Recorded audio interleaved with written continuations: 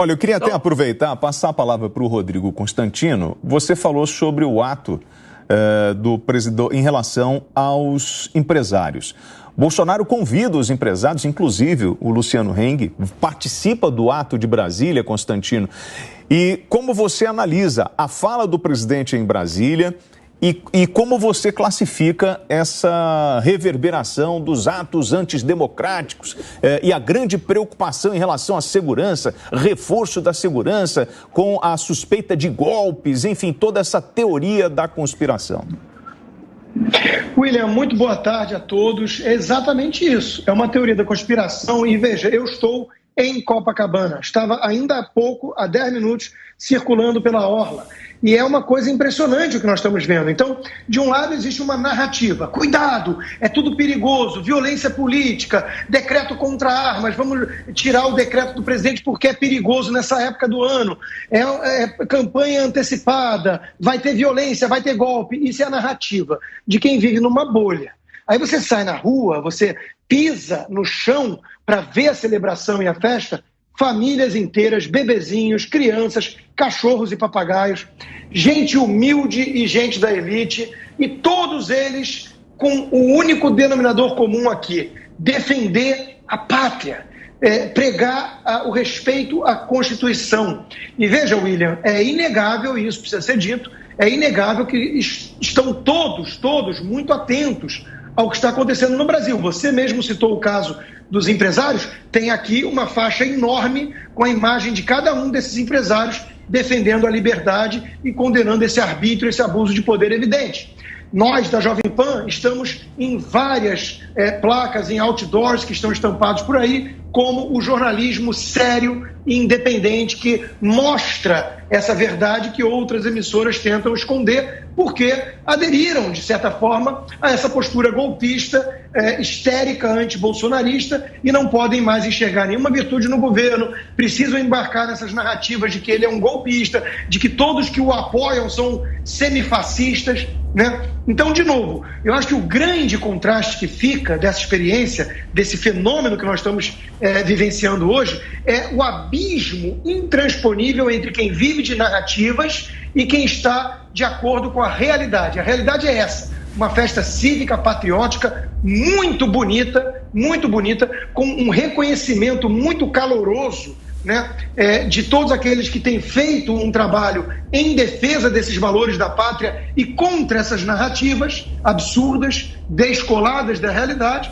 né? Isso é o povo. E do outro lado tem uma turma que, de novo, né, fica com teses conspiratórias, dizendo que hoje ia ser um perigo, que podia ser uma data golpista, e eu não sei de onde eles estão tirando essas ideias amalucadas. Atenção, Rede Jovem Pan, para a hora certa, são 2h25. O que nós estamos vivendo hoje? Como a ciência política pode explicar? Então acionamos Maíra Goulart, cientista política. Maíra, o que é esse momento que nós estamos vivenciando no bicentenário da comemoração da independência no Brasil? Entra para a história o dia de hoje? Oi, gente, boa tarde. Eu acho que entra para a história certamente como um processo de escalonamento, né, de continuação de uma liderança singular no tocante à contestação dos pilares da democracia, tal como ela foi constituída em 1988. Né, recuperando todo o imaginário da ditadura militar e adotando uma postura de confrontação às instituições tal como estabelecidas. Eu acho que esse é um marco, sim, e que vem um conjunto de marcos que chamam a atenção para esse perfil de liderança. Bom, Roberto Mota, comentarista PAN, falando ao vivo do Rio de Janeiro, passa a palavra com a gente também a cientista política Maíra Goulart. Doutora Maíra, o que a senhora acha dessas ações do STF em relação à liberdade de expressão, da prisão de pessoas por crime de opinião, da abertura de inquéritos por ofício, da violação da imunidade parlamentar? A senhora acha que isso também é recuperação do imaginário da ditadura militar? Primeiramente, eu quero chamar a atenção que você está muito acertado. Eu acredito que o Supremo Tribunal e o Judiciário, de modo geral, no Brasil, nos últimos anos, tem adotado, às vezes, um perfil de confrontação em relação aos políticos eleitos que, muitas vezes, contraria o devido processo legal. E o maior exemplo disso é a Lava Jato, né? Que, muitas vezes, ultrapassou a fronteira do devido processo legal. Porém, no tocante a algumas decisões recentes do Supremo Tribunal Federal, eu acredito que ele tenha despertado, assim como outras instituições, para lidar com eventuais ameaças que estão se escalonando e que podem se escalonar num eventual segundo governo de Jair Bolsonaro. Então, eu acho que as instituições, de alguma maneira, estão despertando para lidar com um cenário de perigo, né? Com a palavra, comentarista PAN, Marcelo Monteiro. Eu queria ver se eu entendi direito o que a professora disse. O maior exemplo de ilegalidade do judiciário é a Lava Jato?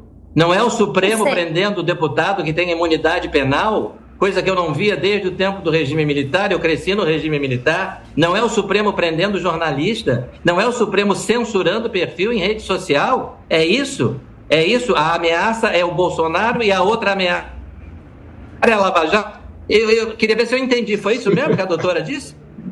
Eu acho interessante a mobilização que vocês fazem do conceito de liberdade, né? Como esse é um sentido que flutua em determinadas circunstâncias. Nesse contexto, a gente está vendo uma mobilização do conceito, né, de liberdade de expressão ou mesmo de imunidade parlamentar como algo que está sendo colocado em xeque exatamente porque a gente tem uma liderança política que esgarça esses sentidos. E sim, ela foi gestada por um processo de esgarçamento que a precede e que tem na Lava Jato um exemplo de momento em que o ativismo judicial muitas vezes rompeu as fronteiras do devido processo legal. Bom, e agora com a palavra, Rodrigo Constantino. Boa tarde, professora. Como cientista política, a minha dúvida é se a senhora teve curiosidade, interesse de descer em campo para observar e conversar, de preferência, com essas milhões de pessoas que lotam as ruas de todo o país hoje, para ter uma ideia se eles estão defendendo algum tipo de golpe ou ditadura ou se eles estão pedindo justamente o contrário, respeito à Constituição e liberdade. Ô, Rodrigo, pelo contrário, eu tenho vários amigos que são bolsonaristas, minha família é bolsonarista e muitos deles estão aí na passeata, lá em Copacabana, moro no Rio. E sim, eu acho que o modelo do golpe, eu falo isso sempre, eu concordo com vocês, o modelo do golpe, a gente ficar esperando um golpe, assim como aconteceu em 64, isso é um anacronismo, a história não se repete da mesma maneira. A gente vê processos diferentes, mas faz analogias. Eu não acho que o modelo do golpe seja o melhor modelo para a gente entender o que está acontecendo agora. Maíra, nós acompanhamos no 1º de maio a presença de bolsonaristas e lulistas disputando o território nas suas manifestações. Neste ato de 7 de setembro, nós tivemos aqui em São Paulo o grito dos excluídos, com uma participação pequena da população, e agora estamos vendo essa mobilização em função do 7 de setembro, esse ato que acontece na parte da tarde. A esquerda recuou nesse momento? Qual seria a estratégia da esquerda em permitir este avanço, essa mobilização às vésperas de uma eleição? Eu acho importante um compromisso de reduzir o grau de violência política que nós estamos observando nessa eleição, né? E deixar claro que não há, por parte de ninguém, né? Não pode haver por parte de ninguém o interesse em alimentar retóricas de violência e eventuais confrontos. Há uma preocupação por uma série de atores, não só da esquerda, do centro e mesmo da direita, em reduzir esse potencial de conflito que é, sim, alimentado sempre que a política é reduzida a discursos maniqueístas, de bem contra o mal, como bem declarou Jair Bolsonaro hoje na entrevista que ele deu, se eu não me engano, ainda no Palácio do Planalto, antes dele ir para a Esplanada.